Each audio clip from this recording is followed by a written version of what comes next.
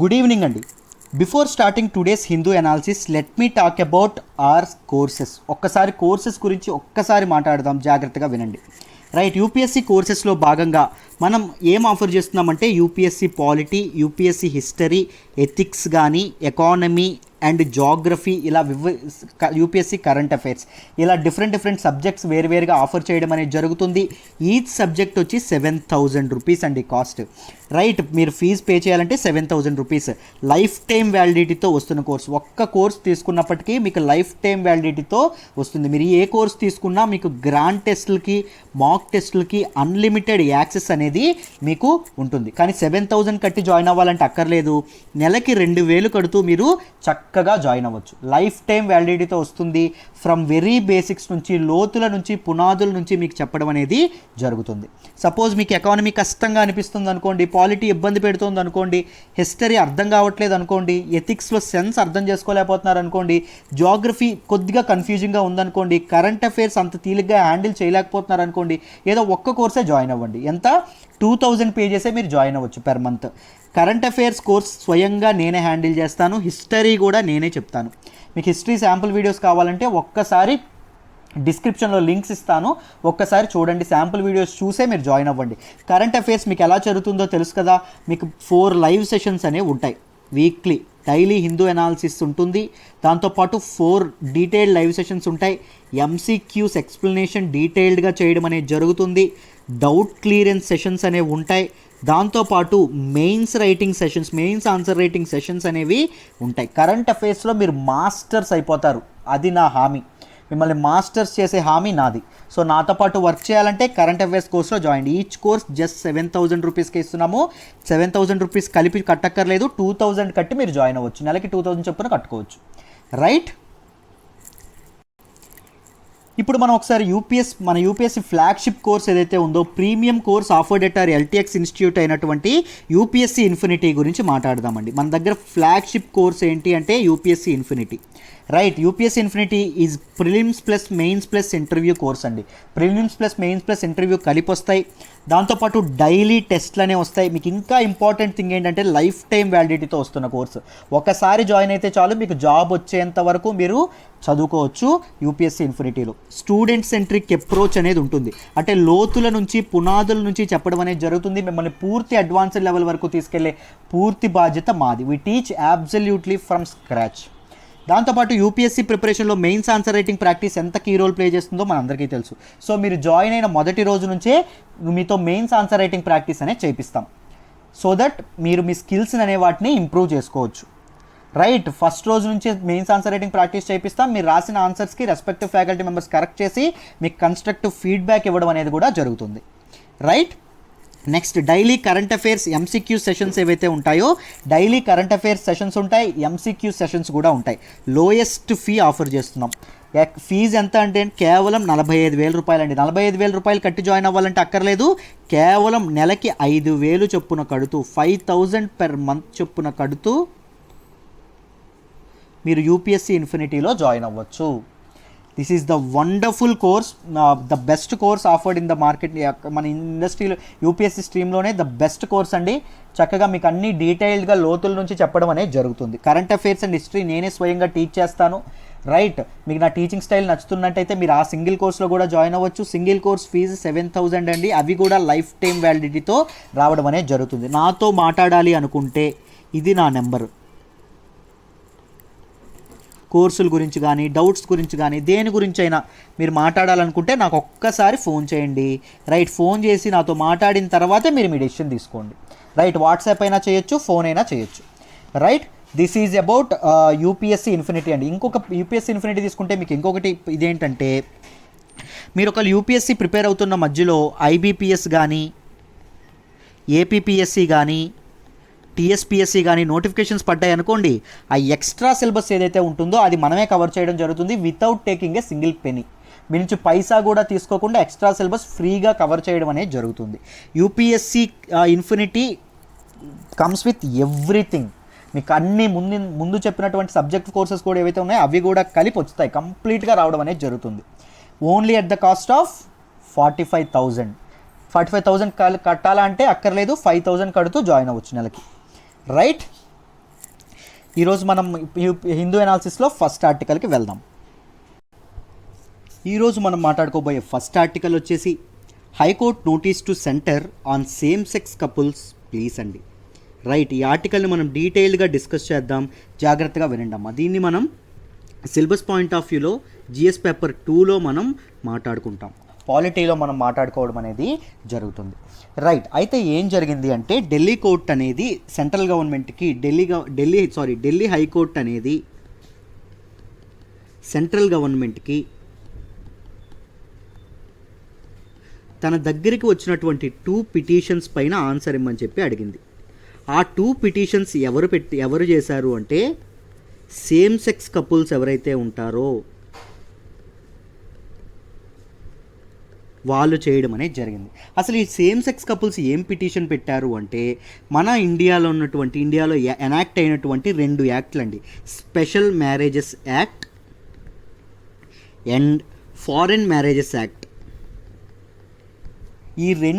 ఈ రెండు ఏవైతే ఉన్నాయో అవి జెండర్ ఐడెంటిటీ కాకుండా సెక్షువల్ ఓరియంటేషన్కి సంబంధం లేకుండా ప్రతి ఒక్కరికి ఈ 2 ఇదవ్వాలి. అంటే ఓన్లీ మేల్ అండ్ ఫీమేల్ ఏదైతే మ్యారేజెస్ ఉంటాయో అవి ఒక్కటే కాకుండా హోమోసెక్షువల్స్ కూడా ఇది అప్లికేబుల్ అవ్వాలి ఈ 2 లాస్ అని చెప్పి వీళ్ళు ఢిల్లీ హైకోర్టులో పిటిషన్ వేస్తే ఢిల్లీ హైకోర్టు అనేది యూనియన్ గవర్నమెంట్కి దీనికి ఆన్సర్ ఇవ్వమని చెప్పి అడిగింది.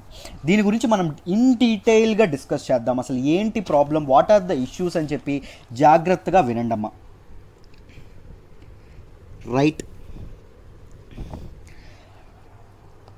According to the nature of sexual orientation ఏదైతే ఉంటుందో, సెక్షువల్ ఇంట్రెస్ట్ ఏవైతే ఉంటుందో, couples are divided into 2 kinds అండి. Couples are divided into 2 types.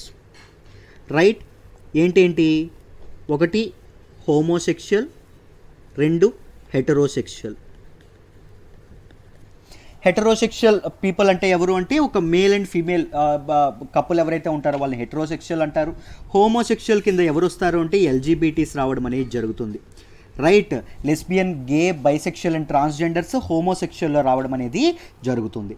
Right, ఈ కపుల్స్కి సంబంధించినటువంటి ఇంపార్టెంట్ సెక్షన్ ఏంటి మీ అందరికీ తెలుసు. 2018లో సుప్రీంకోర్టు తీసుకున్నటువంటి ఇంపార్టెంట్ నిర్ణయం సెక్షన్ 377. దీని గురించి ఎప్పుడు మనం చాలాసార్లు న్యూస్లోకి రావడం అనేది జరిగింది, చాలామంది దీని గురించి మాట్లాడడం అనేది జరిగింది. ఇండియన్ డెమోక్రసీని ప్రివైల్ చేసినటువంటి ఒక అద్భుతమైన నిర్ణయం అనేది 2018లో సుప్రీంకోర్టు తీసుకోవడం అనేది జరిగింది. అయితే ఈ సెక్షన్ 377 ఏం చెప్తుంది సార్? ఏం చెప్తుందో ఫస్ట్ చూడండి. ఈ సెక్షన్ 377 ఏం చెప్తుందంటే ద పర్సన్ హూ ఎవరైనప్పటికీ వాలంటరీలీ హ్యాజ్ కార్నల్ ఇంటర్కోర్స్, జాగ్రత్తగా ఆలోచించండి అమ్మా, carnal intercourse against order of nature. Order of నేచర్కి ప్రకృతి సిద్ధంగా కాకుండా వేరేగా ఎవరైనా సెక్షువల్ ఇంటర్ కోర్స్లో పాల్గొంటే, అంటే ఒక మేల్ ఫీమేల్ మామూలుగా నేచర్లో మామూలుగా జరిగేది ఏంటి, మేల్ అండ్ ఫీమేల్ పార్టిసిపేషన్ అనేది జరుగుతుంది. రైట్, ఇది కాకుండా మేల్ అండ్ మేల్ పార్టిసిపేషన్ కానీ ఫీమేల్ అండ్ ఫీమేల్ పార్టిసిపేషన్ కానీ లేకపోతే యానిమల్తో బలవంతంగా సెక్షువల్ ఏమైనా ఇది చేస్తే కానీ వాళ్ళకి లైఫ్ ఇంప్రిజన్మెంట్ అనేది ఉంటుంది. దాంతోపాటు ఫైన్ అనేది కూడా వేస్తారు అని చెప్పి ముందు మనకు ఒక లా ఉండేది. Right, IPC section 370 Indian penal code section 377 ప్రకారం అది ఉండడం అనేది జరిగింది. ఇక్కడ intercourse against order of nature అంటే ఏంటి? Any intercourse which is not penovaginal in nature. Penovaginal in నేచర్కి కాకుండా ఉన్నటువంటి ఏవైతే ఉంటుందో ఆ ఇంటర్ కోర్స్ ప్రతిదాన్ని ఏమంటారు? ఆర్డర్ ఆఫ్ నేచర్కి వ్యతిరేకంగా ఉన్నటువంటి ఇది అంటారు. దిస్ వన్ ఎనాక్ట్ ఈ సెక్షన్ 377 అనేది ఎస్పెషల్లీ ఎవరిని టార్గెట్ చేస్తుంది అంటే ఎల్జీబీటీ కమ్యూనిటీని టార్గెట్ చేస్తుంది. వాళ్ళ తాలూకా స్వతంత్రాన్ని, వాళ్ళ తాలూకా సెక్షువల్ ఓరియంటేషన్ని ఇది టార్గెట్ చేయడం అనేది జరుగుతుంది. రైట్, ఈ సెక్షన్ ప్రకారంగా ఏంటి నిర్ధారణే అవ్వక్కర్లేదు. ఇద్దరు మేల్ అండ్ మేల్ కానీ ఇద్దరు ఫీమేల్ అండ్ ఫీమేల్ కానీ సెక్షువల్ పార్టిసిపేషన్ చేస్తున్నారు, నిర్ధారణ అవ్వక్కర్లేదు. ఇద్దరు బాయ్స్ ఎవరైనా చేతులు పట్టుకున్నారనుకోండి, ఇద్దరు గర్ల్స్ ఎవరైనా ఇంటిమేట్గా మూవ్ అయ్యారనుకోండి, వాళ్ళని ఈ సెక్షన్ కింద అరెస్ట్ చేయొచ్చు. రైట్, సస్పిషన్ మీద కూడా అరెస్ట్ అనేది చెయ్యొచ్చు. సస్పీషియస్గా కనిపించినప్పటికీ వాళ్ళని అరెస్ట్ చేయొచ్చు అని చెప్పి ఈ ప్రొవిజన్ చెప్పడం అనేది జరుగుతుంది. రైట్. అయితే ఏం జరిగింది 2009లో 2009లో నాజ్ ఫౌండేషన్ అటువంటి ఒక ఫౌండేషన్ ఢిల్లీ హైకోర్టులో ఇది వేయడం అనేది జరిగిందండి. రైట్. నాజ్ ఫౌండేషన్ ఏదైతే ఉందో అది ఢిల్లీ హైకోర్టు మీద ఒక ఇది వేయడం అనేది ఢిల్లీ హైకోర్టులో ఒక పిటిషన్ వేయడం అనేది జరిగింది. రైట్. దానిలో ఢిల్లీలో 2 జడ్జ్ బెంచ్ ఏదైతే ఉంటుందో ఢిల్లీ హైకోర్టులో ఉన్న 2 జడ్జ్ బెంచ్ ఏం చెప్పింది అంటే సెక్షన్ 377 ఏదైతే ఉందో ఐపీసీ సెక్షన్ 377 దీన్ని రద్దు చేయాలి, దీన్ని అబ్రోగేట్ చేయాలి, స్ట్రక్ డౌన్ చేయాలి అనేటువంటి ఒక అద్భుతమైన నిర్ణయం అనేది తీసుకురావడం అనేది జరిగింది. హోమోసెక్షువాలిటీ ఏదైతే ఉంటుందో దాన్ని డీక్రిమినలైజ్ చేయడం అనేది చేశారండి. హోమోసెక్షువాలిటీని ఏం చేశారు? డీక్రిమినలైజ్ చేయడం అనేది జరిగింది. ఎందుకు, ఏ ప్రాతిపదికన చేశారు గుర్తుపెట్టుకోండి అమ్మా. ఆర్టికల్ 14 రైట్ టు ఈక్వాలిటీ, దాంతోపాటు article 15 right against non discrimination, right to non discrimination. మనకు నాన్ డిస్క్రిమినేషన్ వివక్షకు వ్యతిరేకంగా మనకు రైట్ అనేది ఆ కాన్స్టిట్యూషన్ కల్పిస్తోంది కదా, దాంతోపాటు article 21 right to life and personal Liberty. Right to life and personal Liberty దీన్ని మనం ఏం చెప్తాం? హార్ట్ ఆఫ్ ఫండమెంటల్ రైట్స్ అంటాం. మీ అందరికీ నేను చాలాసార్లు ప్రాథమిక హక్కులలో ఇది హృదయ స్థానం దీనికి ఉంది ఆర్టికల్ 21కి. రైట్ టు లైఫ్ అంటే ఏంటి?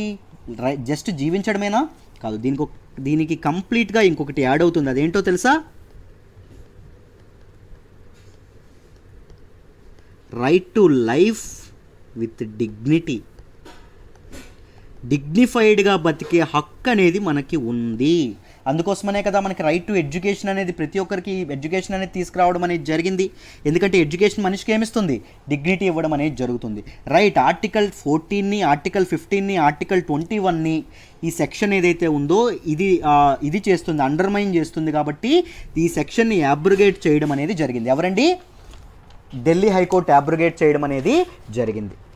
రైట్. దాని తర్వాత ఒక ఇంపార్టెంట్ రూలింగ్ అనేది తీసుకురావడం అనేది జరిగింది. ఇంపార్టెంట్ డెసిషన్ ఒకరు తీసుకున్నారు. ఎవరు అంటే కాన్స్టిట్యూషనల్ బాడీ అయినటువంటి election commission of India. Election commission కూడా ఒక నిర్ణయం అనేది తీసుకుందండి. ఏంటి అంటే ఎలక్షన్ కమిషన్ రూల్స్ ప్రకారం ఒక ఓట్ అనేది మేల్ అండ్ ఫీమేల్కే ఉండడం అనేది జరిగింది అని చెప్పారు. కానీ తర్వాత ఏం చేశారు అంటే రైట్ అదర్స్ ఎవరైతే ఉన్నారో అదర్స్ సెక్షన్ అనేది పెట్టడం జరిగింది. అంటే మిగిలిన పీపుల్ ఎవరైతే ఉంటారో, ముఖ్యంగా ట్రాన్స్జెండర్స్ ఎవరైతే ఉంటారో వాళ్ళు హ్యూమన్సే, రైట్, వాళ్ళకి హక్కు ఉంది అని చెప్పడం అనేది జరిగింది. అప్పుడు మన ఇండియన్ డెమోక్రసీని ప్రపంచ దేశాలని హెయిల్ చేయడం అనేది జరిగిందండి. రైట్. గొప్ప డెమోక్రసీ, గొప్ప ప్రజాస్వామ్యం, ఈక్వాలిటీ అనేది ఇండియాలో ఇదవుతుంది అని చెప్పడం అనేది జరిగింది. రైట్. అయితే తర్వాత ఏం జరిగింది అంటే 2013లో 2013లో ఏం జరిగింది మీకు జాతీయ గమనిస్తున్నారా? 2009లో ఢిల్లీ హైకోర్టు అనేది ఏం చేసింది? సెక్షన్ హోమోసెక్షువాలిటీని డీక్రిమినలైజ్ చేయడం అనేది జరిగింది. అంటే క్రిమినల్స్, హోమోసెక్షువల్స్ ఎవరైతే ఉన్నారో వాళ్ళు క్రిమినల్స్ కాదు అని చెప్పడం అనేది జరిగింది. 2013లో ఏం చేసిందంటే సుప్రీంకోర్టు ఢిల్లీ హైకోర్టు 2009లో తీసుకున్నటువంటి నిర్ణయం ఏదైతే ఉందో ఢిల్లీ హైకోర్టు తీసుకున్నటువంటి నిర్ణయాన్ని దీనిని మళ్ళీ ఇది చేయడం అనేది జరిగింది. దీన్ని కొట్టేసి మళ్ళీ హోమోసెక్షువాలిటీని క్రిమినలైజ్ చేయడం అనేది జరిగింది. రైట్. క్రిమినలైజ్ చేయడం అనేది జరిగింది. తర్వాత 2014లో థర్డ్ జెండర్ అనేది ఒకటి యాడ్ చేయడం అనేది జరిగింది. రైట్. ట్రాన్స్జెండర్స్కి మద్దతుగా దీన్ని కూడా డెమోక్రసీకి మంచిగా ఇదవ్వడం అనేది చేయడం అనేది జరిగింది. సుప్రీంకోర్టు వెర్డిక్ట్ ఇవ్వడం అనేది జరిగింది. తర్వాత 2018లో రీసెంట్గా 2018లో సుప్రీంకోర్టు తన అద్భుతమైన తీర్పునిస్తూ రైట్ ప్రజల హక్కులని, మానవ హక్కులని కాపాడుతూ ఏం చెప్పింది? హోమోసెక్షువాలిటీ ఏదైతే ఉందో అది తప్పు కాదు, ఎల్జీబీటీలకి ఫ్రీడమ్ ఇవ్వాలి. Homosexuality is not at all A crime. అతని తాలూకు సెక్షువల్ ఓరియంటేషన్తో అతను బతకడం అనేది right to privacy. Right. Sexual interest ఏదైతే ఉందో ఆ సెక్షువల్ ఇంట్రెస్ట్కి మీరు ఎలా అడ్డు వస్తారు? రైట్. ఒక పర్సన్స్ యొక్క sexuality is most precious and most private of thoughts, right? అంతే కదా, ఒక పర్సన్ తన తాలూకు సెక్షువల్ ఓరియంటేషన్ తన జీవితానికి, తన ప్రైవేట్ లైఫ్కి సంబంధించింది. దానిలో మనం ఎవరం ఇంటర్వ్యూన్ అవ్వడానికి, లాస్ ఎలా ఇంటర్వ్యూన్ అవుతాయి? ఒక వ్యక్తికి తన సెక్షువల్ ఓరియంటేషన్ కూడా నిర్ణయించుకునే హక్కు అనేది లేకపోతే, ఒక వ్యక్తి లైఫ్లో తన లిబర్టీతో ఆర్టికల్ 21 ఏం చెప్తుంది? Right to life and personal Liberty చెప్తుంది. లిబర్టీతో స్వేచ్ఛ అనేది ఎలా కల్పిస్తున్నట్టు? కనీసం మనం తన సెక్షువల్ ఓరియంటేషన్నే కల్పించుకునే స్వేచ్ఛ లేకపోతే మనిషికి లిబర్టీ అనేది ఏముంటుంది అని చెప్పడం అనేది జరిగింది, రైట్? దీని మీద కూడా చాలా ఇష్యూస్ కూడా ఉన్నాయి. చాలామంది ఈ డీక్రిమినలైజ్ చేయడాన్ని అపోజ్ చేసినటువంటి వాళ్ళు కూడా ఉన్నారు. ఎందుకంటే కల్చర్ అనేది మొదటి నిర్ణయం అని చెప్పి, మొదట రీజన్ ఏం చెప్పారండి? కల్చర్ అని చెప్పడం అనేది జరిగింది, రైట్? మన తాలూకు సంస్కృతి సాంప్రదాయాలు ఏమైపోవాలి? ఒక ఇద్దరు మగాళ్ళు కానీ ఇద్దరు ఆడాళ్ళు కానీ ఎల్జీబీటీని అసలు ఇది చేయడం ఏంటి అని చెప్పడం అనేది జరిగింది. కల్చర్ అనేది వాళ్ళు కల్చర్ని వేలుపెట్టి కల్చర్ని మధ్యలో తీసుకురావడం అనేది జరిగింది. మనం గమనిస్తే, రైట్, మీరు బాగా గమనిస్తే సినిమా కానీ, ఆర్ట్ ఫామ్స్ కానీ, బుక్స్ కానీ, ఆర్కిటెక్చర్ కానీ, ఇవన్నీ ఏంటండి? They are mirrors of society. సమకాలీన జీవితానికి ఇవి అద్దం పడతాయి, right? These are called mirrors of society, right? సమాజం ఎలా ఉందో చూపించడానికి ఉపయోగపడడం అనేది జరుగుతుంది. మీరు గమనిస్తే మన ఆర్కిటెక్చర్ ఏదైతే ఉందో, అజంతా, ఎల్లోరా, ఖజురహో శిల్పాలు ఏవైతే ఉన్నాయో అక్కడ ఎక్కువగా శిల్పాలు దేనిలో ఉన్నాయి? బైసెక్షువల్ దీంతో శిల్పాలతో ఉండడం అనేది జరిగింది. దాంతోపాటు మన శివుడు అనేవాడు అర్ధనారీశ్వరుడు అని పిలుస్తాం. సగం మగ సగం ఆడ అని పిలవడం అనేది అదే ఒక దీనిలో ఇదవ్వడం అనేది జరుగుతుంది. సో మన కల్చరల్ ఆస్పెక్ట్ అనేది దీనికి అడ్డు ఏమాత్రం కాదు, రైట్? శివుడు అర్ధనారీశ్వరుడు అని చెప్పి శివుడిని పూజించడం మానేస్తున్నామా? శివుడిని చాలా దీనిగా పూజించడం అనేది జరుగుతుంది. రామాయణం చదువుకుంటే రామాయణంలో గేబర్త్స్ అనే వాటిని గేబర్త్ని సెలబ్రేట్ చేసుకోవడం అనేది జరిగింది, రైట్? అంటే homosexuality is a part of our culture, right? అది తప్పు కాదు అని చెప్పి మనం అర్థం చేసుకోవచ్చు. ఇప్పుడు రెండవది ఏంటండి? రెండవ రీజన్ ఏం చెప్పారు? అన్యాచురల్ అని చెప్పడం అనేది, ప్రకృతి విరుద్ధం అని చెప్పడం అనేది జరిగింది, రైట్? మన మనుషులు ఒక్కరే కాదండి, అరౌండ్ 1000+ స్పీసీస్ ఏవైతే ఉంటాయో అవన్నీ హోమోసెక్షువాలిటీలో భాగమే, రైట్? హోమోసెక్షువాలిటీలో భాగమే. They are not against nature అని చెప్పడం అనేది జరిగింది. అన్యాచురల్ అనేది ఇట్ ఈస్ ఒక మిడివల్ థాట్ అండి, రైట్? ఒక పాతదైనటువంటి థాట్, రైట్? ఒకప్పుడు సెక్స్ అనేది కేవలం టు ప్రొడ్యూస్ చిల్డ్రన్ అని చెప్పి ఒక మైండ్ సెట్ ఉండేది. వై సెక్స్ అనేది ఏముండేది? టు ప్రొడ్యూస్ చిల్డ్రన్ అని చెప్పి నమ్మేవాళ్ళు. కానీ ఇప్పుడేంటి? Sex is for recreation, sex is for fun, right? Sex is for enjoyment. This is 21st century, right? 21వ శతాబ్దంలో ఈ ఏన్షియంట్ టైప్ ఆఫ్ ఆలోచనలు ఏవైతే ఉంటాయో అవి ఏమాత్రం సరిపోవు, రైట్? హోమోసెక్షువాలిటీ అనేది 1000+ స్పీసీస్ అనేవి దానిలో పార్టిసిపేట్ చేయడం అనేది జరుగుతుంది. సో అదేం తప్పు కాదు. ఇప్పుడు కొంతమంది ఏం చెప్తారు? హోమోసెక్షువాలిటీ ఈజ్ ఎ డిజార్డర్ అని చెప్తారు.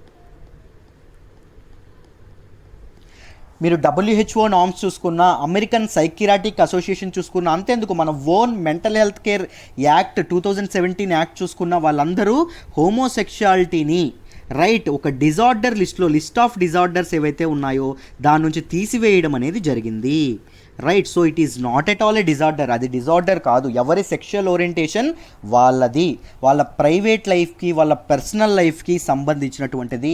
దానిలో లాస్ యొక్క జోక్యం, రైట్?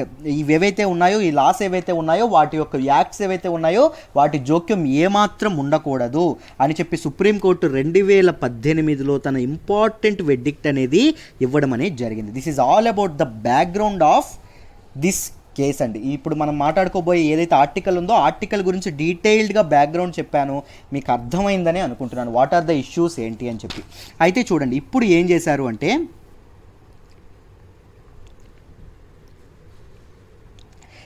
ఇప్పుడు ఏం చెప్పారు అంటే మన ఢిల్లీ హైకోర్టు అనేది ఏం చెప్పింది అంటే, స్పెషల్ మ్యారేజెస్ యాక్ట్లోను, special marriages act and foreign marriages act అనేది ఆల్ కపుల్స్కి అప్లై అవ్వాలి, మొత్తం అందరు జంటలకి అప్లై అవ్వాలి, irrespective of their gender identity and sexual orientation. ఈ రెండింటికి ప్రకారంగా కాకుండా ప్రతి ఒక్కరికి అప్లై అవ్వాలి అని చెప్పి పిటిషన్స్ రావడం అనేది జరిగింది. ఆ పిటిషన్స్కి ఆన్సర్ చేయమని చెప్పి కేసు ఇది అవ్వడం అనేది జరిగింది. జెండర్ మామూలుగా హోమోసెక్షువాలిటీ ఈజ్ మామూలుగా హోమోసెక్షువాలిటీ అనేది ఇండియాలో లీగల్ కాదండి మామూలుగా, రైట్. తర్వాత 377 అబ్రికేషన్ ఎప్పుడైతే జరిగిందో క్రిమినలైజేషన్ అనేది కొట్టివేశారు, దాన్ని లీగలైజ్ చేయాల్సిన అవసరం ఇంకా ఉంది, రైట్.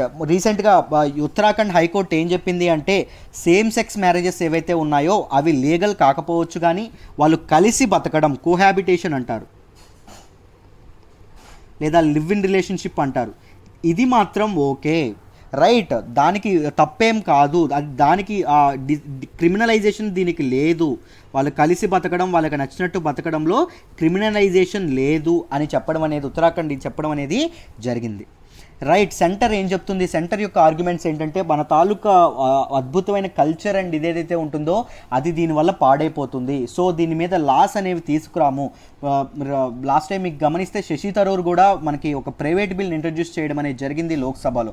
ఆ బిల్ ఏకంగా టేబుల్ కూడా ఎక్కించలేదండి, టేబుల్ పైకి కూడా didn't even table, right.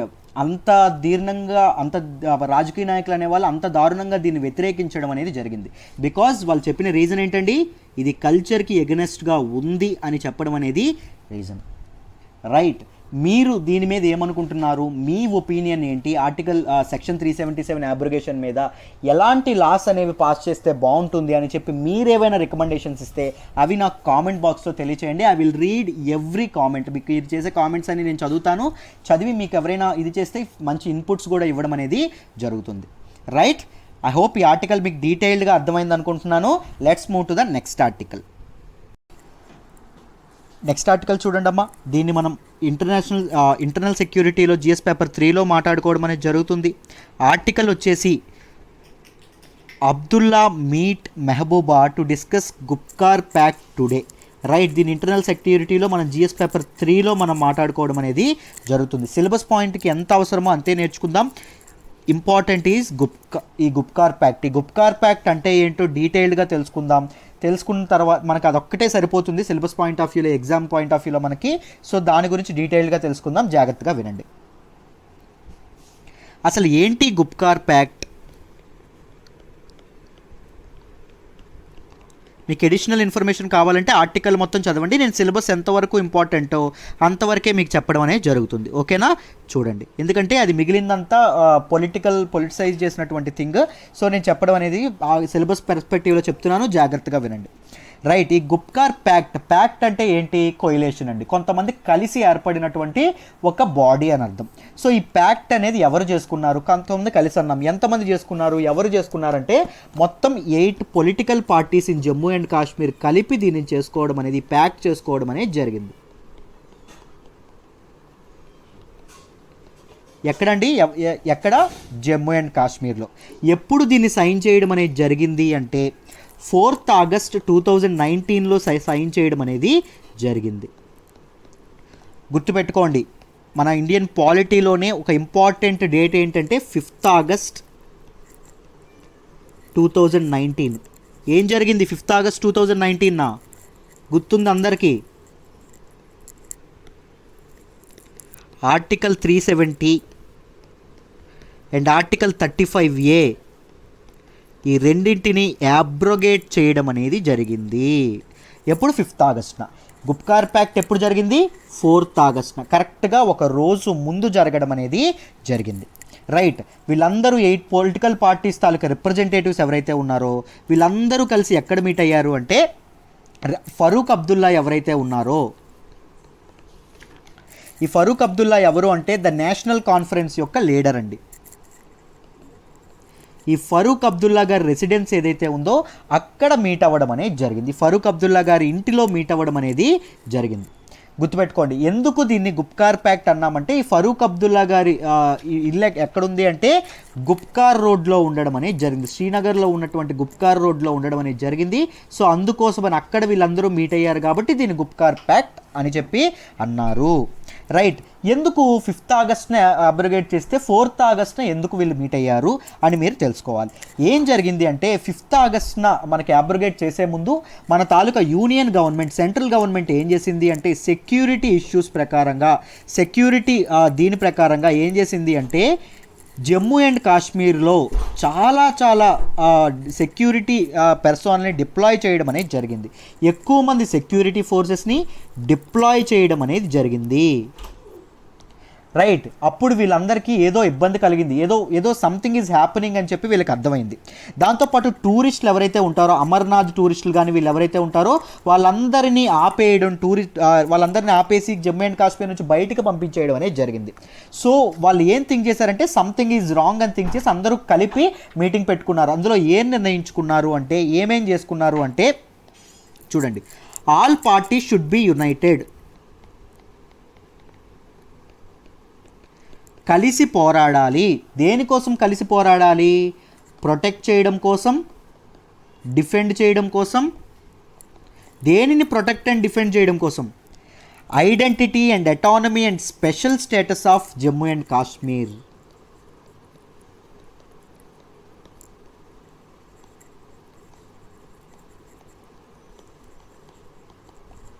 Special status of Jammu and Kashmir కోసం వీళ్ళందరూ కలిసి ఉండాలి అని చెప్పడం అనేది జరిగింది. దాంతోపాటు ఏదైనా మోడిఫికేషన్ ఆర్టికల్ 370 కానీ 35A కానీ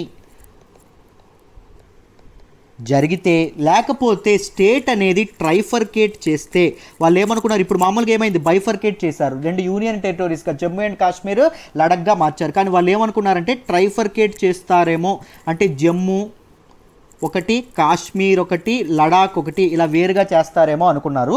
బట్ ఏం జరిగింది, బైఫర్కేట్ చేయడం అనేది జరిగింది. ట్రైఫర్కేట్ చేయడం అనేది జమ్మూ అండ్ కాశ్మీర్ పీపుల్ మీద సెంట్రల్ గవర్నమెంట్ యొక్క అగ్రెషన్ అని చెప్పడం అనేది జరిగింది. రైట్, ఎవరైతే మీటింగ్లో పార్టిసిపేట్ చేస్తున్నటువంటి పార్టీస్ ఎవరైతే ఉన్నారో వాళ్ళందరూ పిఎం అండ్ ప్రెసిడెంట్ దగ్గరికి వెళ్ళి ప్రొటెస్ట్ అనేవి చేయాలి అని చెప్పి 3వ రిజాల్వ్గా తీసుకురావడం అనేది జరిగింది. Right, this is all about Gupkar pact. Gupkar pact ఎందుకు, దేనికోసం అంటారండి, ఏం చెప్తారు?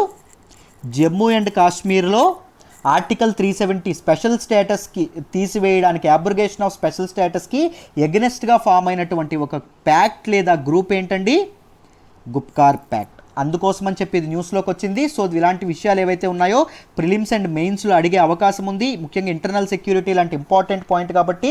సో జాగ్రత్తగా ఇలాంటి వాటిని మీరు చదువుకోవాలి. రైట్, మీకు అంతవరకే ఉపయోగపడుతుంది ఈ ఆర్టికల్లో. కావాలి ఎక్స్ట్రా ఇన్ఫర్మేషన్ ఏమైనా కావాలి, పొలిటికల్గా మిగిలిన తెలుసుకోవాలి అంటే ఒకసారి ఆర్టికల్ చదవండి. రైట్, మనం మాట్లాడుకోబోయే next article cabinet approval for school education reform project అండి. దీన్ని మనం గవర్నమెంట్ పాలసీస్ అండ్ ఇంటర్వెన్షన్స్లో GS పేపర్ 2లో మనం మాట్లాడుకోవడం అనేది జరుగుతుంది. రైట్, అయితే చూడండి, గవర్నమెంట్ ఏం చేసింది, రీసెంట్గా యూనియన్ క్యాబినెట్ ఏం చేసింది అంటే అప్రూవ్ చేసిందండి ఒక ప్రాజెక్ట్ని, ఒక ప్రోగ్రామ్ని. ఆ ప్రోగ్రామ్ పేరు ఏంటి అంటే stars program. Stars is the acronym for ఏంటి, దేనికి యాక్రోనిమ్ అంటే strengthening teaching learning and results for states. Right, this is the stars is acronym for strengthening teaching learning and results for states. ఈ project అనేది partially funded by దేంతో funding అనేది జరుగుతుందండి, world bank అనేది funding అనేది చేస్తుంది. ఈ ప్రాజెక్ట్ యొక్క మొత్తం టోటల్ కాస్ట్ ఎంత అంటే 5718 crores అండి. దీనిలో వరల్డ్ బ్యాంక్ ఇచ్చింది ఎంత అంటే 3700 కోట్లు. రైట్, అసలు ఈ ప్రాజెక్ట్ ఎందుకు ఏంటి అనేది డీటెయిల్డ్గా డిస్కస్ చేద్దాం, జాగ్రత్తగా చూడండి అమ్మా. స్టార్స్ ప్రోగ్రామ్ ఎయిమ్ ఏంటంటే it's aim is to improve the quality of school education అండి. క్వాలిటీ ఆఫ్ స్కూల్ ఎడ్యుకేషన్ ఏదైతే ఉంటుందో దానిని ఇంప్రూవ్ చేయడం.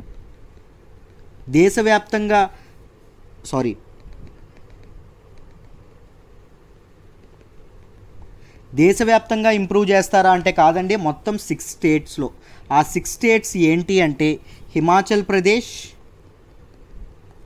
రాజస్థాన్, మహారాష్ట్ర, మధ్యప్రదేశ్, కేరళ, ఒడిషా. రైట్, ఇక్కడ స్కూల్ ఎడ్యుకేషన్ యొక్క క్వాలిటీ ముఖ్యంగా గవర్నెన్స్ ఆఫ్ స్కూల్ ఎడ్యుకేషన్ ఏదైతే ఉంటుందో దానిలో రిఫార్మ్స్ అనేవి తీసుకురావాలి. గవర్నెన్స్ ఆఫ్ స్కూల్ ఎడ్యుకేషన్లో అంటే స్కూల్ ఎలా అయితే అడ్మినిస్ట్రేషన్ ఎలా నడుస్తోంది ఏంటి అని చెప్పి దానిలో రిఫార్మ్స్ అనేవి తీసుకురావాలి. దాంతోపాటు డేటా అసెస్మెంట్ సిస్టమ్స్ని ఇంప్రూవ్ చేయాలి. అంటే టెక్నాలజీ అనేది ఇంపార్ట్ చేయడం అనేది ముఖ్యంగా దీని తాలూకా ఇది ఏ స్టూడెంట్ ఎలా ఇదవుతున్నారు ఏంటి అని చెప్పి డేటా అసెస్మెంట్ సిస్టమ్స్ అనేవి మన డేటా అసెస్మెంట్ సిస్టమ్స్ ఎక్కువగా బ్రీచింగ్ కానీ డేటా బ్రీచింగ్ కానీ ఇవన్నీ ఇదవుతుంటాయి. So sophisticated data assessment systems అనేవి ఇదవ్వాలి. దాంతోపాటు ట్రైనింగ్ ఫర్ టీచర్స్కి ట్రైనింగ్ అనేది ప్రొవైడ్ చేయాలి. ఫ్యూచర్ లేబర్ మార్కెట్స్కి అనుగుణంగా ఫ్యూచర్ లేబర్ మార్కెట్ ఏదైతే ఉందో వాటి తాలూకా అవసరాలకు అనుగుణంగా చిన్నపిల్లల్ని చిల్డ్రన్ని తీర్చిదిద్దాలి అని చెప్పి దీనిలో మెయిన్ ఎయిమ్గా పెట్టుకొని వీటిని ఇదవ్వడం అనేది జరిగిందండి. రైట్. ఇది దేని భాగంగా ఇంప్లిమెంట్ అవుతుందంటే సమగ్ర శిక్ష అభియాన్ ఏదైతే ఉందో it is a flagship central scheme అండి. దానిలో భాగంగా ఇది ఇంప్లిమెంట్ అవ్వడం అనేది జరిగింది. రైట్. ముఖ్యంగా ఇండియా యొక్క హ్యూమన్ క్యాపిటల్ ఏదైతే ఉంటుందో హ్యూమన్ క్యాపిటల్ అని దేన్ని అంటాం? మామూలుగా క్యాపిటల్ అంటే ఏంటి? పెట్టుబడి. హ్యూమన్ క్యాపిటల్ అంటే ఏంటి? రైట్. మానవ వనరులు హ్యూమన్ రిసోర్సెస్ని పెంపొందించడం కోసం రేపొద్దున ప్రొడక్టివ్ హ్యూమన్ రిసోర్సెస్ తయారవ్వడం కోసం మంచి ఎంప్లాయ్మెంట్ అనేది తయారవ్వడం కోసం ఇండియాకి హ్యూమన్ క్యాపిటల్ అనేది డెవలప్ చేయడం కోసం వరల్డ్ బ్యాంక్ అనేది ఈ ఇనిషియేటివ్ తీసుకురావడం అనేది జరిగింది.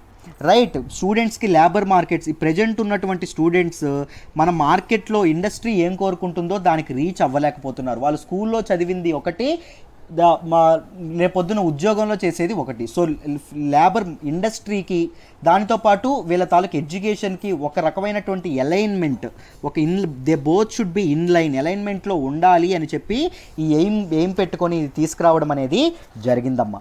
Right. Total project cost 5718 crores అయితే వరల్డ్ బ్యాంక్ ఎంత ఇస్తుంది? 3700 కోట్లు ఇవ్వడం అనేది జరుగుతుంది. రైట్. అయితే చూడండి దీనిలో మేజర్ కంపోనెంట్గా ఏం తీసుకొచ్చారు అంటే 2 మేజర్ కంపోనెంట్స్ తీసుకురావడం అనేది జరిగిందండి ఈ ప్రాజెక్ట్లో.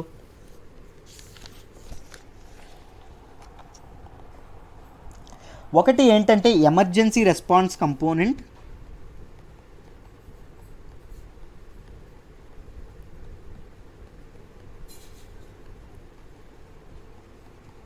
రెండవది ఏంటి అంటే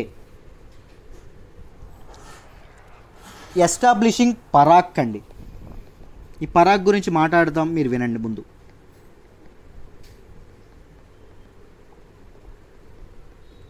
ఎస్టాబ్లిషింగ్ పరాక్ అయితే ఈ ఎమర్జెన్సీ రెస్పాన్స్ కంపోనెంట్లో భాగంగా ఏం చేస్తారంటే ముఖ్యంగా COVID-19 లాంటి ఎమర్జెన్సీ సిచ్యువేషన్స్ ఏవైతే ఉంటాయో దానిలో స్కూల్ క్లోజర్స్ కానీ లేకపోతే ఎడ్యుకేషనల్ సిస్టమ్ డిస్రప్షన్స్ కానీ ఏవైనా ఇబ్బందులు తలెత్తితే దానికోసం ఆ ఎమర్జెన్సీ రెస్పాన్స్ కంపోనెంట్ అనేది యూజ్ చేస్తారండి. It helps government to respond to disaster సిచ్యువేషన్స్లో గవర్నమెంట్కి లాస్ ఆఫ్ లెర్నింగ్ ఏదైతే జరిగిందో దాంతోపాటు స్కూల్ క్లోజర్స్ ఏవైతే జరిగాయో వీటి విషయాల్లో గవర్నమెంట్కి ఇది హెల్ప్ చేయడం అనేది జరుగుతుంది. దాంతోపాటు రెండవ కంపోనెంట్ ఏం పెట్టారు? పరాక్ అనే దాన్ని ఎస్టాబ్లిష్ చేయడం అనేది పెట్టడం అనేది జరిగింది. పరాక్ అంటే ఏంటో చూద్దాం.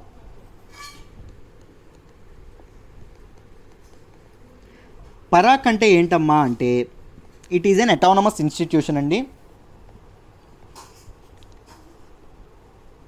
దీన్ని ఎస్టాబ్లిష్ చేద్దాం అనుకుంటున్నారు. Right. It is under union education ministry. నేను చెప్తున్నప్పుడు నోట్స్ రాసుకోండి అమ్మ చక్కగా. రైట్. నెక్స్ట్ పరాక్ యొక్క this is an acronym for performance assessment, review, analysis of knowledge,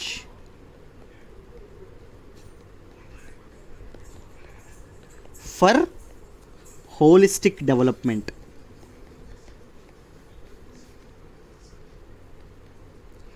ఈ పరాక్ని తీసుకురావడం, దీన్ని ఎస్టాబ్లిష్ చేయడం అని చెప్పి చేద్దామని చెప్పి అనుకున్నారు. This will act as a national assessment centre. National assessment సెంటర్గా ఇది యాక్ట్ చేయడం అనేది జరుగుతుంది. రైట్, ఇది ఏం చేస్తుంది అంటే స్టూడెంట్ అసెస్మెంట్స్ గురించి కానీ, education for all school boards కానీ ఇది నామ్స్ అనేవి డిక్లేర్ చేయడం అనేది జరుగుతుంది. It set norms for student assessment గురించి కానీ, రివ్యూ గురించి కానీ, అనాలిసిస్ గురించి కానీ డిఫరెంట్ స్కూల్ బోర్డ్స్కి నామ్స్ అనేవి అసైన్ చేయడం అనేది జరుగుతుంది. దీన్ని నేషనల్ ఎడ్యుకేషన్ పాలసీ 2020లో కూడా ఇంక్లూడ్ చేయడం అనేది జరిగింది. రైట్, ఈ స్టార్స్ ప్రోగ్రాంలో భాగంగా రెండు ఇంపార్టెంట్ కంపోనెంట్స్ తీసుకురావడం అనేది జరిగిందండి.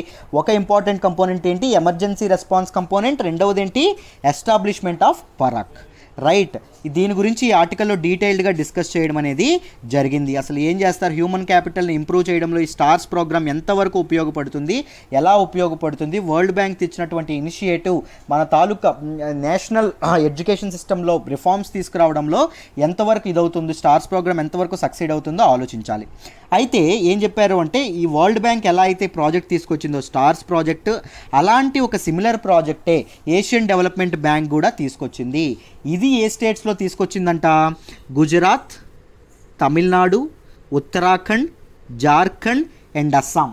రైట్, వీటిల్లో తీసుకురావడం అనేది జరిగింది. మళ్ళీ చెప్తున్నాను, ఎవరు తీసుకొచ్చారు? ఏషియన్ డెవలప్మెంట్ బ్యాంక్ తీసుకురావడం అనేది జరిగింది. ఏ స్టేట్స్లో? గుజరాత్, తమిళనాడు, ఉత్తరాఖండ్ అండ్ జార్ఖండ్, అస్సాం. ఈ స్టేట్స్లో తీసుకురావడం అనేది జరిగింది. Right, I hope you understand stars program ఏంటి, పరాక్ ఏంటి, ఎమర్జెన్సీ రెస్పాన్స్ కంపోనెంట్ ఏంటి, మీకు డీటెయిల్డ్గా అర్థమైంది అనుకుంటున్నాను. Let's move to the next article. మనం మాట్లాడుకోబోయే నెక్స్ట్ ఆర్టికల్ వచ్చేసి Pakistan re-elected to UN rights body అని చెప్పడం అనేది జరిగింది. రైట్, దీన్ని మనం జిఎస్ పేపర్ 2 ఇంటర్నేషనల్ రిలేషన్స్లో మాట్లాడుకోవడం అనేది జరుగుతుంది. జాగ్రత్తగా వినండమ్మా, క్లియర్గా ఎక్స్ప్లెయిన్ చేస్తానో అర్థమవుతుంది. పాకిస్తాన్ ఇప్పుడే పాకిస్తాన్ అనేది యుఎన్హెచ్ఆర్సీ ఏదైతే ఉందో, United nations human rights council ఏదైతే ఉందో దీనిలో మెంబర్గా కొనసాగడం అనేది జరుగుతుంది. రైట్, దీని మెంబర్షిప్ ఎన్నాళ్ళు ఉంటుంది అంటే దీని టెన్యూర్కి దీనిలో 3 years ఉండడం అనేది జరుగుతుంది. నెక్స్ట్ తర్వాత 3 years కూడా పాకిస్తాన్ అనేది రీఎలెక్ట్ అవ్వడం అనేది జరిగింది. ఏ రీజియన్ నుండి అంటే ఏషియా పసిఫిక్ రీజియన్ నుంచి అవ్వడం అనేది జరిగిందండి. ఏషియా పసిఫిక్ రీజియన్ నుంచి మొత్తం 4 సీట్స్ అనేవి, మొత్తం 5 పోటీ పడితే 4 ఏషియా పసిఫిక్ రీజియన్ నుంచి ఎలక్ట్ అవ్వడం అనేది జరిగింది. రైట్, వాళ్ళు ఎవరు అంటే Pakistan, China, Uzbekistan,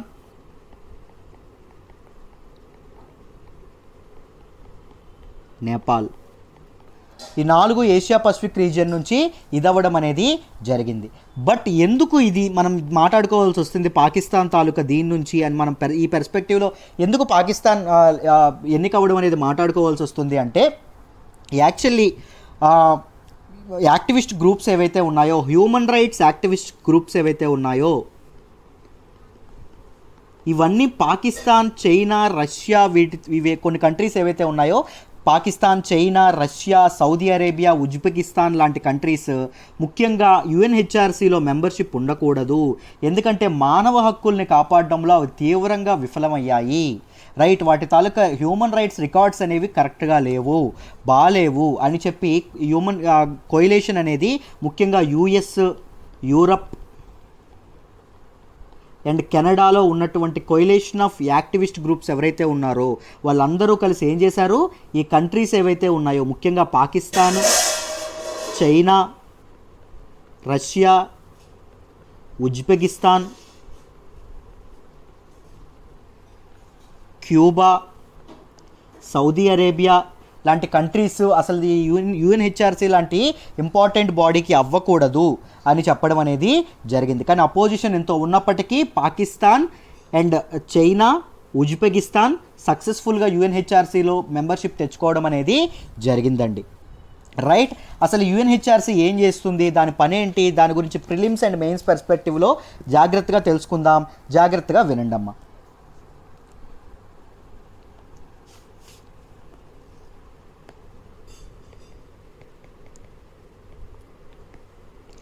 యుఎన్హెచ్ఆర్సీ is a United Nations body, ఐక్యరాజ్య సమితిలో ఉన్నటువంటి ఒక బాడీ. రైట్, యుఎన్ బాడీ అండి. దీని తాలూకా ఎయిమ్ ఏంటి అంటే promote and protect human rights,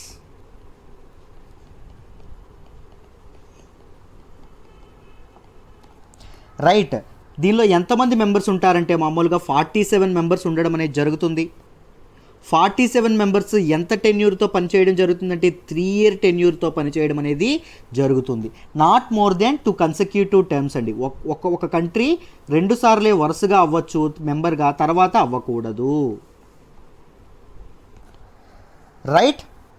దాంతోపాటు యుఎన్ఎస్సి ఏం చెప్తుంది అంటే యుఎన్ఎస్సి దీని నుంచి ఇవ్వడం అనేది జరగదు. సీట్స్ అనేవి సీట్స్ ఎలొకేషన్ అనేది డిఫరెంట్ రీజనల్ గ్రూప్స్కి వివిధ రకాలుగా ఇదవ్వడం అనేది, స్ప్రెడ్ అవ్వడం అనేది జరుగుతుంది. ఎందుకు? డిఫరెంట్ రీజనల్ గ్రూప్స్ యొక్క ప్రాతినిధ్యం అనేది, రీజనల్ గ్రూప్స్ యొక్క మెంబర్షిప్ అనేది ఉందనుకోండి, రైట్, వాళ్ళ తాలూకా సోషియో ఎకనామికల్ సిస్టమ్ అనేది ఇదవ్వడం అనేది జరుగుతుంది. టు ఎన్ష్యూర్ జియోగ్రాఫికల్ రిప్రజెంటేషన్ కోసం ఇలా డిఫరెంట్ రీజియన్ నుంచి ఇదవ్వడం అనేది జరుగుతుంది. ఆ రీజియన్స్ ఏంటమ్మా అంటే Africa, Asia Pacific, Latin America and Caribbean,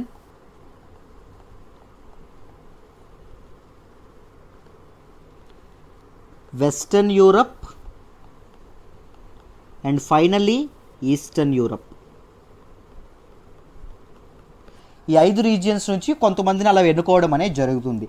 member అవ్వాలంటే ఏం చేయాలి అంటే మొత్తం 191 UN general assembly, United nations general అసెంబ్లీలో ఉన్నటువంటి 191 సభ్యుల్లో ఎగ్జాక్ట్లీ సగం కంటే ఎక్కువ 96 రావాలండి.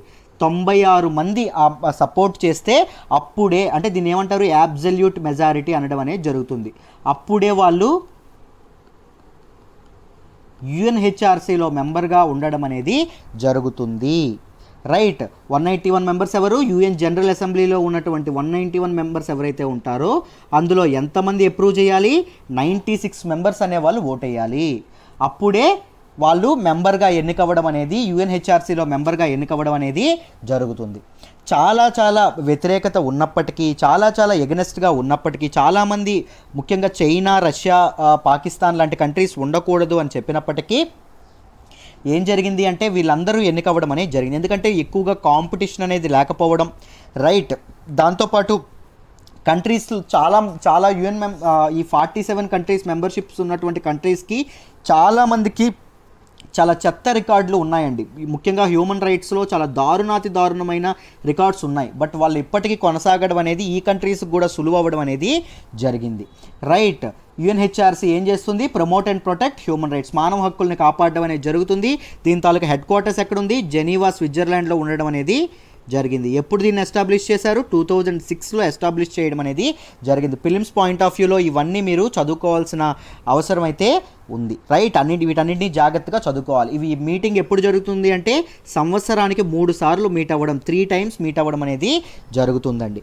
రైట్. యుఎన్హెచ్ఆర్సీ నుంచి 2018లో యుఎస్ తప్పుకోవడం అనేది జరిగింది. ఎందుకంటే యుఎన్హెచ్ఆర్సీ బయాస్డ్గా ఉంది. రైట్. దాంతోపాటు ఇన్ఎఫెక్టివ్గా పనిచేస్తుంది, మానవ హక్కుల్ని కాపాడడంలో సరిగ్గా పని చేయట్లేదని చెప్పి యుఎస్ఏ బయటకు వచ్చేయడం అనేది జరిగింది. రైట్. ఇప్పుడు పాకిస్తాన్ మెంబర్గా ఎన్నికవ్వడంతో ఇండియా కూడా బయటకు వచ్చే ఆలోచనల్లోనే ఉంది అంటున్నారు. బట్ అది ఎంతవరకు నిజమో తెలీదు. ఇండియా అనేది ఇలాంటి ముఖ్యంగా పాకిస్తాన్ వచ్చిందని చెప్పి, లేకపోతే ఇలాంటి సెక్యూరిటీ ఇష్యూస్ ఏవైతే ఉంటాయో వాటి వల్ల ఇండియా అనేది బయటకు వచ్చేయడం, ఇలాంటి ముఖ్యంగా United Nations body, inter governmental body నుంచి బయటకు రావడం కరెక్ట్ డెసిషన్ కాదనే మనం చెప్పుకోవచ్చు. Right. This is all about this article. మీకు యుఎన్హెచ్ఆర్సీ గురించి, మెంబర్షిప్స్ గురించి, ఎవరు ఎలా ఎన్నికవుతారని గురించి, దాంతోపాటు ఇప్పుడు ఎవరు ఎన్నికయ్యారని గురించి డీటెయిల్డ్గా అర్థమైంది అనుకుంటున్నాను. Let's move to the next article అమ్మ.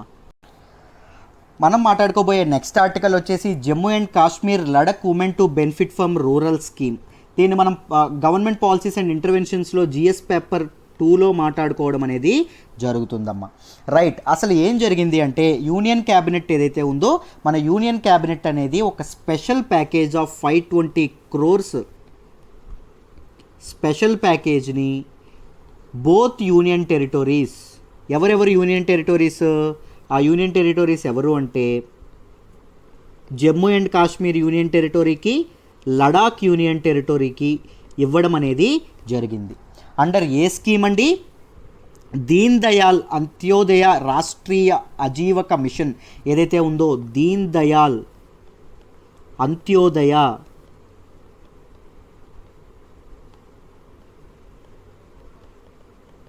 రాష్ట్రీయ అజీవక మిషన్ ఏదైతే ఉందో దానిలో భాగంగా ఇవ్వడం అనేది జరిగింది. Right, this is the sub scheme of Deen Dayal Antyodaya Yojana national rural livelihood machine అండి. మీ అందరికీ తెలిసే ఉంటుంది ఆ స్కీమ్ అనేది ఎందుకు ఇది లాంచ్ చేయడం అనేది జరిగింది. దీన్ దయాల్ అంత్యోదయ స్కీమ్ ఎందుకు లాంచ్ చేయడం అనేది జరిగింది? రూరల్ ఉమెన్కి లైవ్లీహుడ్ ప్రొవైడ్ చేయడం కోసం. రైట్, దాంతోపాటు ఎంప్లాయ్మెంట్ ఆపర్చునిటీస్ అనేవి వాళ్ళకి ప్రొవైడ్ చేయడం కోసం. ఈ రెండు ప్రొవైడ్ చేస్తే ఏమవుతుంది sir? Livelihood and employment opportunities provide చేస్తే ఏమవుతాయి? జనాల బతుకు చిత్రం అనేది మారిపోతుందండి. రైట్, వాళ్ళ చేతిలో డబ్బులు పడ్డాయి అనుకోండి, ఏమవుతుంది? వాళ్ళ ఇంట్లో ఉన్నటువంటి క్వాలిటీ ఆఫ్ లైఫ్ ఏదైతే ఉంటుందో, లైఫ్ స్టాండర్డ్స్ ఏవైతే ఉంటాయో అవి మెరుగవుతాయి. రైట్, రూరల్ పీపుల్ ఎవరైతే ఉంటారో రూరల్ హౌస్ హోల్డ్స్ యొక్క లైవ్లీహుడ్ అండ్ ఎంప్లాయ్మెంట్ ఆపర్చునిటీస్ని పెంచడానికి ఈ స్కీమ్ అనేది తీసుకురావడం అనేది జరిగింది. దాంతోపాటు ఇంకొకటి ఏంటి, ఉమెన్ ఎంపవర్మెంట్ దిశగా కూడా ఈ స్కీమ్ పనిచేయడం అనేది జరుగుతుందమ్మా. ఎంత అనౌన్స్ చేశారు? మొత్తం 520 crores అనౌన్స్ చేయడం జరిగింది. 520 crores ఎన్నాళ్ళకి అంటే 5 ఏళ్ళకి, 5 yearsకి అనౌన్స్ చేయడం అనేది జరిగింది. 5 ఏళ్ళకి ఖర్చు పెట్టడానికి అనౌన్స్ చేయడం అనేది జరిగింది. 2023 to 2024 వరకు, 2023 to 24 ఫైనాన్షియల్ ఇయర్ వరకు వీటిని ఖర్చు పెట్టడం అనేది జరుగుతుంది. దేని అండర్లో అండి? అండర్ దీన్ దయాల్ అంత్యోదయ యోజన. ఓకేనా? నేషనల్ రూరల్ లైవ్లీహుడ్ మిషన్ దీని అండర్లో ఇది అవ్వడం అనేది జరిగింది. సెంటర్ ఎయిమ్ ఏంటి అంటే మొత్తం అన్ని సెంట్రల్లీ స్పాన్సర్డ్ స్కీమ్స్ ఏవైతే ఉన్నాయో అన్ని సెంట్రల్లీ స్పాన్సర్డ్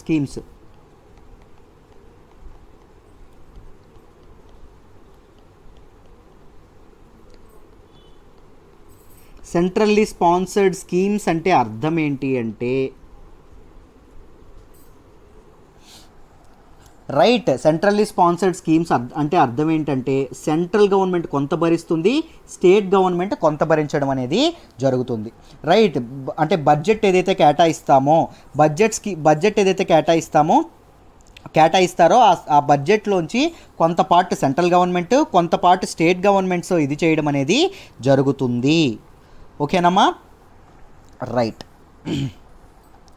అయితే ఈ సెంట్రల్లీ స్పాన్సర్డ్ స్కీమ్స్ అనేవి మొత్తం యూనియన్ టెరిటరీస్ అయినటువంటి మన తాలూకా జమ్మూ అండ్ కాశ్మీర్ అండ్ లడాక్కి వర్తించే విధంగా రైట్ టైం బౌండ్ సిస్టంలో, అంటే ఒకదాని తర్వాత ఒకటి వాటికి ఇది చేసే విధంగా ఇది చేయడం అనేది జరిగింది. దాంతోపాటు దీని యొక్క క్రైటీరియా కూడా మార్చడం అనేది జరిగిందండి. రైట్, పావర్టీ బేస్గా కాకుండా డిమాండ్ డ్రివన్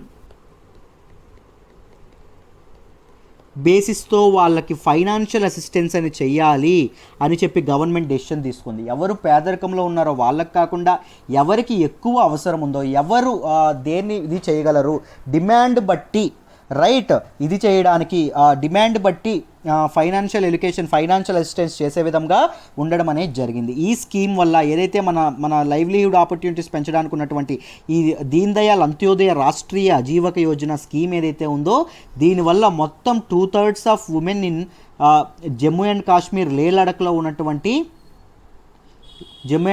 లడఖ్లో ఉన్నటువంటి ఉమెన్ ఇదవుతారంట. మొత్తం ఇది ఎంతమందికి ఇది బెనిఫిషియరీస్ అవుతారంటే 10.58 lakh ఉమెన్ అనేవాళ్ళు దీని ద్వారా లబ్ధి పొందుతారు, బెనిఫిషియల్ అవుతారు అని చెప్పడం అనేది జరిగిందండి.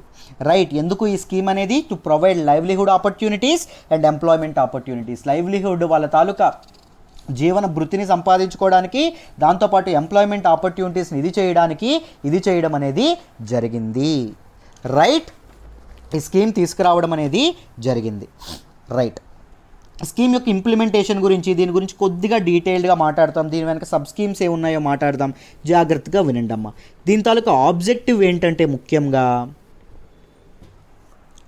ఎవరైతే రూరల్ పూర్ ఉమెన్ ఉన్నారో వీళ్ళని ఎన్జిఓస్లో ఎస్హెచ్జీస్లో సెల్ఫ్ హెల్ప్ గ్రూప్స్ ఏవైతే ఉంటాయో, మనం డ్వాక్రా లాంటివి చూస్తాం, ఎస్హెచ్జీస్లో వాళ్ళని ఆర్గనైజ్ చేయాలి. ఎస్హెచ్జీస్లో ఆర్గనైజ్ చేసిన తర్వాత వాళ్ళకి కంటిన్యూస్ నర్చరింగ్ అండ్ ట్రైనింగ్ ఇవ్వాలి. మీరు చేయగలరు, మీరు సాధించగలరు అని వాళ్ళని మోటివేట్ చేస్తూ, నర్చర్ చేస్తూ, దాంతోపాటు వాళ్ళని సపోర్ట్ కూడా చేయాలి. ఉమెన్ని సపోర్ట్ చేసి ఏం చేయాలి? వాళ్ళని ఎకనామిక్ యాక్టివిటీస్లో పార్టిసిపేట్ చేసే విధంగా ఎంకరేజ్ చేయాలి. ఎస్హెచ్జీస్లో ఉన్నారనుకోండి, డ్వాక్రాలోని గట్రా ఉన్నారనుకోండి, వాళ్ళకి ఫైనాన్షియల్ అసిస్టెన్స్ అనేది వస్తుంది. ఫైనాన్షియల్ డబ్బులు చేతిలో ఉన్నాయి, ఏం చెయ్యాలో కూడా మనం సపోర్ట్ ఇచ్చామనుకోండి, వాళ్ళకి ఐడియాస్ కానీ హెల్ప్ కానీ చేసామనుకోండి, అప్పుడు వాళ్ళు ఏం చేస్తారు? ఎకనామిక్ యాక్టివిటీస్లో పాలు పంచుకోవడం అనేది చేస్తారు. సో దట్ వాళ్ళకి ఎంప్లాయ్మెంట్ అనేది పెరుగుతుంది, దాంతోపాటు వాళ్ళ తాలూకా లైఫ్ స్టాండర్డ్స్ అనేవి పెరిగే అవకాశం కూడా ఉంది. అయితే ఈ స్కీమ్లో కొన్ని సబ్ స్కీమ్స్ కూడా ఉండడం అనేది జరిగిందండి. దేనిలో? దీన్ దయాల్ అంత్యోదయ యోజన ఏదైతే ఉందో దానిలో కొన్ని సబ్ స్కీమ్స్ కూడా ఉన్నాయి. అవి కూడా ప్రిలిమ్స్ లెవెల్లో ఇంపార్టెంట్. వాటి గురించి కూడా ఒక్కసారి తెలుసుకుందాం. ఫస్ట్ది ఏంటి అంటే rural self employment training institutions, RSETIS. నేను చెప్తున్నప్పుడు నోట్ చేసుకుంటాము. మళ్ళీ చెప్తున్నాను, rural self employment training institutions. ఓకేనా? ఇవి ఎందుకు అంటే ఎవరైతే ఉమెన్ ఉన్నారో, ఎవరైతే రూరల్ పీపుల్ ఎవరైతే ఉన్నారో వాళ్ళకి బ్యాంక్ అప్ అనేది కరెక్ట్గా అందించి, రైట్, వాళ్ళకి ఒక మైక్రో ఎంటర్ప్రైజెస్ ఏవైతే ఉంటాయో మైక్రో ఎంటర్ప్రైజెస్ స్టార్ట్ చేసే విధంగా వాళ్ళని ప్రోత్సహించడం. వాళ్ళు చిన్న వ్యాపారం పెట్టుకున్నారనుకోండి, దాంతో వాళ్ళు బతుకనేది, వాళ్ళ లైవ్లీహుడ్ అనేది వాళ్ళకి దొరకడం అనేది జరుగుతుంది. ఎంప్లాయ్మెంట్ కూడా జనరేట్ అయ్యే అవకాశం ఉంది. ఇప్పుడు రెండవది ఏంటి అంటే స్టార్టప్ విలేజ్ ఎంటర్ప్రెన్యూర్షిప్ ప్రోగ్రామ్. ఇది నేను చాలాసార్లు మాట్లాడాను దీని గురించి. ఇది ఎందుకు? ఇది కూడా సేమ్ మైక్రో ఎంటర్ప్రైజెస్ ఏవైతే ఉన్నాయో విలేజ్లో స్టార్టప్స్ అనేవి ఎంకరేజ్ చేయడానికి, చిన్న కుటీర పరిశ్రమలు అనేవి ఎంకరేజ్ చేయడానికి ఈ స్టార్టప్ విలేజ్ ఎంటర్ప్రెన్యూర్షిప్ ప్రోగ్రామ్ అనేది గవర్నమెంట్ ఇది చేయడం అనేది జరిగింది. దాంతోపాటు ఇంకొకటి ఏంటి సార్? మూడవది ఏంటి సార్ అంటే ఆజీవక గ్రామీణ్ ఎక్స్ప్రెస్ యోజన. ఇది ఎందుకండి అంటే ట్రాన్స్పోర్ట్ ఫెసిలిటీస్ ఏవైతే ఉంటాయో రూరల్ ఏరియాస్లో ట్రాన్స్పోర్ట్ ఫెసిలిటీస్ని ఫెసిలిటేట్ చేయడానికి,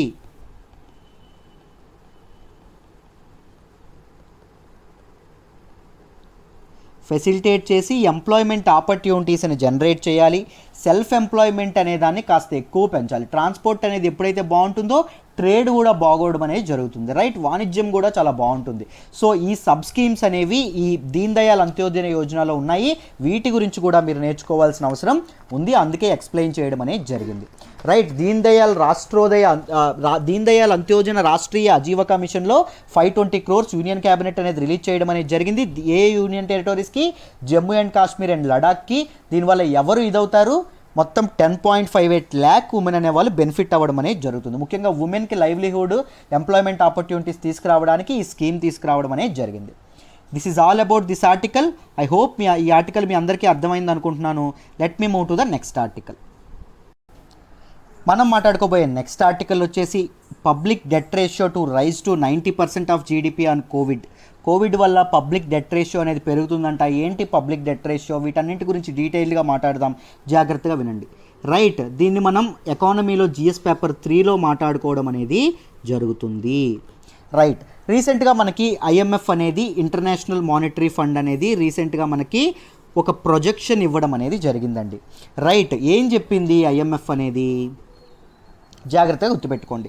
ఐఎంఎఫ్ ఏం చెప్పింది అంటే మన ఇండియా యొక్క పబ్లిక్ డెట్ రేషియో ఏదైతే ఉందో పబ్లిక్ డెట్ రేషియో అనేది 17 పాయింట్స్ పెరగబోతుందంట. 17% అనేది పెరగబోతుందంట. ఏంటో చెప్తాను, జాగ్రత్తగా వినండి. ఎంత పెరుగుతుంది అంటే 17% ఇంక్రీజ్ అనేది ఉండబోతుంది. మనకి ఇప్పటి వరకు 1991 నుంచి ఇప్పటి వరకు స్టెబిలైజ్డ్గా 70% ఉండేది. ఇది నియర్లీ 90% అవ్వబోతుంది, ఆల్మోస్ట్ 90% అవ్వబోతుంది అని చెప్పడం అనేది జరిగింది.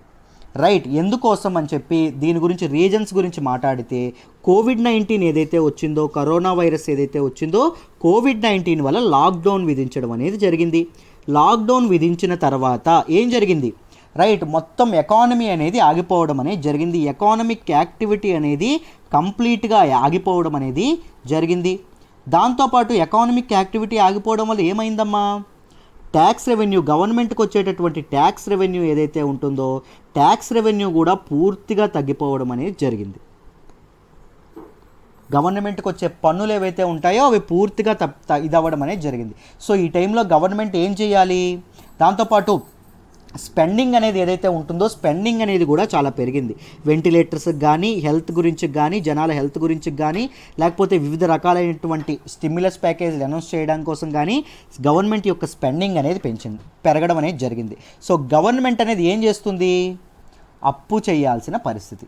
రైట్, గవర్నమెంట్ దగ్గర డబ్బులు లేవు కాబట్టి అప్పు చేయాల్సినటువంటి పరిస్థితి. సో గవర్నమెంట్ అప్పు అనేది పెరిగింది అని చెప్పడం అనేది జరిగింది. Right, what is this public debt ratio అంటే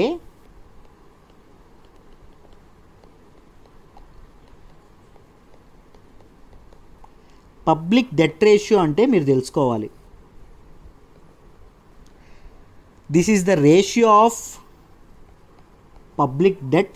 పబ్లిక్ అంటే గవర్నమెంట్ యొక్క డెట్ అని. రైట్, మన గవర్నమెంట్ యొక్క అప్పు ఈస్ట్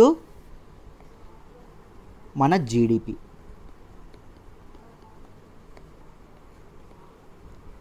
దీనిని పబ్లిక్ డెట్ రేషియో అంటాం. ఇది యూజువల్గా పర్సంటేజ్లో ఇదవ్వడం అనేది జరుగుతుంది. పబ్లిక్ డెట్ రేషియో ఏం చెప్తుంది?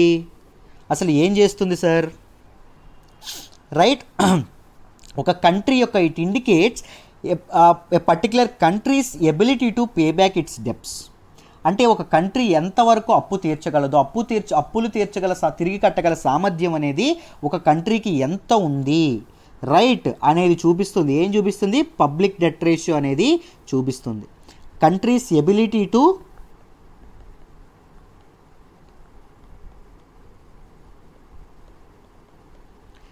Pay back its debts. GDP అంటే మన ఆదాయం అండి. పబ్లిక్ డెట్ అంటే మనం చేసేటటువంటి, గవర్నమెంట్ చేసేటటువంటి అప్పు. రైట్, అప్పు ఎక్కువ ఉందనుకోండి, మనకు వచ్చేదానికంటే మనకు అప్పు ఎక్కువ ఉందనుకోండి, అప్పుడు ఏం చేస్తారు? ఎవరైనా మనకు తిరిగి ఎక్స్ట్రా అప్పు ఇవ్వడానికి ఇది పడతారా? పడరు. రైట్, సో ఈ కంట్రీస్ పే బ్యాక్ ఎబిలిటీ, ఈ డెట్ రేషియో అనేది ఎక్కువగా ఉంటే దాని అర్థం ఏంటంటే ఆ కంట్రీ ఎక్కువ అప్పుల్లో ఉంది అని అర్థం.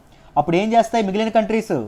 అప్పు ఇవ్వడానికి, ఎవరైనా కంట్రీస్ కానీ వరల్డ్ ఆర్గనైజేషన్ కానీ అప్పు ఇవ్వడానికి ఇది చెయ్యవు. రైట్, హై డెట్ రేషియో ఉంది అనుకుంటే, ఇది హైగా ఉంటే ఏమవుతుంది? ఆ government trouble paying of public debts, అంటే అప్పులు తిరిగి కట్టడంలో గవర్నమెంట్ చాలా ఇబ్బంది పడుతుంది అని అర్థం. రైట్, మామూలుగా మనం ఇది చూసుకుంటే మనకి ఎప్పటి నుంచో 1991లో మనకి బ్యాలెన్స్ ఆఫ్ పేమెంట్ క్రైసిస్ అనేది రావడం అనేది జరిగిందండి. రైట్, అంటే మనం ఇంపోర్ట్స్ చేసుకోవడానికి మన దగ్గర డబ్బులు అనేవి లేకుండా ఉండడం అనేది జరిగింది.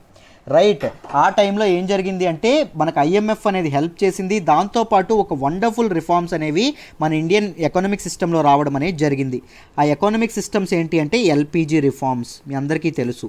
Liberalisation, privatisation and globalisation reforms రావడం అనేది జరిగింది. ఎల్పిజి రిఫార్మ్స్ వచ్చిన తర్వాత జీడిపి కన్సిస్టెంట్గా 6.5% గ్రోత్ రేట్తో వెళ్ళడం అనేది జరిగింది. జీడిపి గ్రోత్ రేట్ అనేది చాలా చక్కగా ఉండడం అనేది జరిగింది. రైట్, స్టేబుల్గా ఈ పబ్లిక్ డెట్ రేషియో కూడా 70% ఉండడం అనేది జరిగింది. ఫస్ట్ టైం కోవిడ్-19 వల్ల ఏమైంది? 90%కి పెరగడం అనేది జరిగింది. 90%కి ఇది పెరగడం అనేది జరిగింది. రైట్, సో ఈ ఎల్పిజి రిఫార్మ్స్ అనేవి చాలామంది జనాలని పావర్టీ నుంచి బయటికి తీసుకురావడంలో హెల్ప్ చేయడం అనేది జరిగింది. ఎంప్లాయ్మెంట్ జనరేట్ చేయడంలో కానీ, దాంతోపాటు లైవ్లీహుడ్స్ని ఇంప్రూవ్ చేయడంలో కానీ ఈ రిఫార్మ్స్ ఏవైతే ఉన్నాయో అవి చాలా హెల్ప్ చేయడం అనేది జరిగింది. Right, this is all about this article అండి. ఐఎంఎఫ్ చెప్పినటువంటి ఆర్టికల్. ఐఎంఎఫ్ గురించి ఎవరైనా ఏమైనా తెలుసుకోవాలి అనుకుంటే ఐఎంఎఫ్ గురించి నేను డీటెయిల్డ్గా క్లాస్లో ఎక్స్ప్లెయిన్ చేశాను. రైట్, ఒక్కసారి నిన్నటి క్లాస్ ఒక్కసారి ఫస్ట్లోనే చెప్పాను, ఫస్ట్ ఆర్టికల్లో చెప్పడం జరిగింది. ఐఎంఎఫ్ గురించి తెలుసుకోవాలంటే ఒక్కసారి ఆ వీడియో చూడండి, మీకు prelims and mains point of వ్యూలో కవర్ అయిపోతుంది కంప్లీట్గా. I hope you understand what is public debt ratio, ఎందుకు పెరిగింది ఏంటి అని డీటెయిల్డ్గా మీకు అర్థమైంది అనుకుంటున్నాను.